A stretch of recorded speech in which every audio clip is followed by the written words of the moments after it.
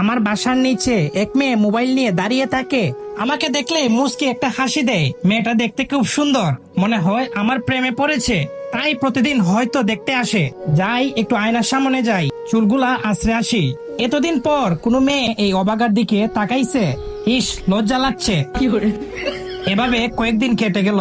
মেয়েটা প্রতিদিনই মোবাইল নিয়ে দাঁড়িয়ে থাকে, হয়তো আমার পিক তুলে। যাই হোক, আজ কথা বলে দেখি, যদি কপালে থাকে। তো আমি বাসার নিচে মেয়েটিকে গিয়ে বললাম, এই হ্যালো, তোমার নাম কি? তখন সে বলল, আমার নাম খুশি। আমি বললাম, ও খুব সুন্দর নাম। সে বলল, ধন্যবাদ। তখন আমি বললাম, আচ্ছা তুমি এখানে মোবাইল নিয়ে দাঁড়িয়ে থাকো কেন?